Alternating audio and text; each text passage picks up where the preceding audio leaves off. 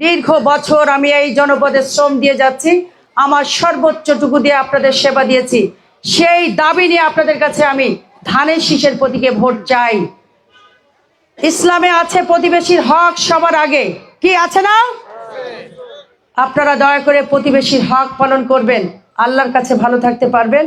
আপনার পবিত্র ভোট আমানতটি এমন একজন ব্যক্তিকে দিবেন যাতে আপনার মনে কষ্ট থাকবে না যে একজন ভালো মানুষকে দিয়েছি। আমি বুকে হাত দিয়ে বলতে পারি, সততা, নিষ্ঠা, নৈতিকতা থেকে আমাকে কেউ একেবারেই এক তিল পরিমাণে নড়াতে পারবে না।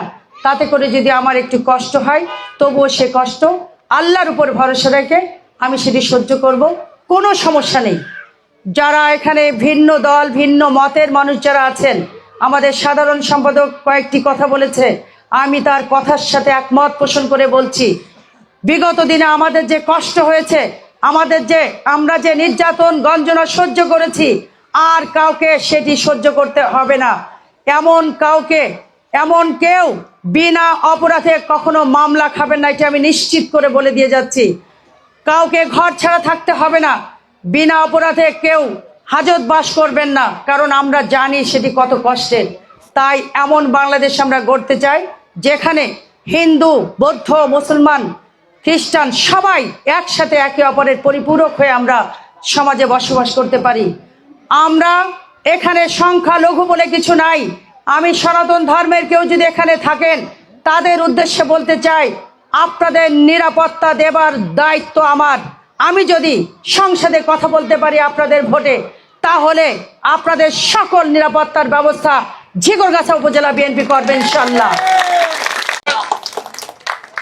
আরেকটা প্রার্থী, জামাতের প্রার্থী, জেলার একজন প্রার্থী বলেছেন, সামাজিক যোগাযোগ মাধ্যমে সেটি ভাইরাল হয়েছে।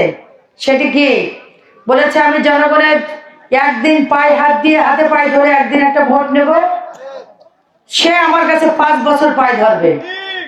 আমি বলছি, আপনারা আমাকে একদিন ভোট দেবেন, আমি আপনাদেরকে 5 বছর সেবা দেব। আপনাদের নেতা শহীদ নাজমুল ইসলাম মনে আছে?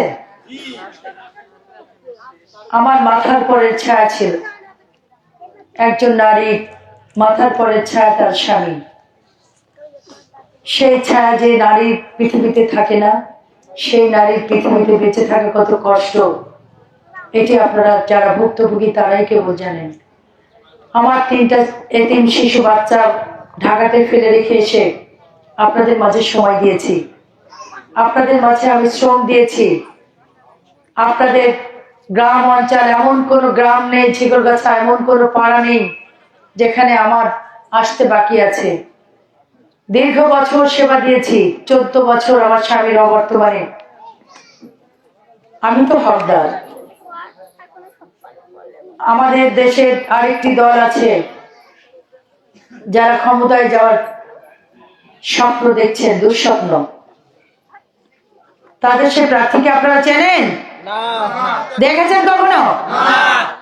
বাস্তব হলেও সত্য, তিক্ত হলেও সত্য যে উনি এই দেশের মাটিতে জন্মগ্রহণ করেছেন, এই দেশের মাটি, এই দেশের সরকারের টাকা খরচ করে ডাক্তার হয়েছেন, কিন্তু কোনোদিন একদিনের জন্য হলো আপনাদের কোনো সেবা দেননি। সেই শিক্ষার আর সেই ডাক্তারের মূল্য কি আমাদের কাছে আছে?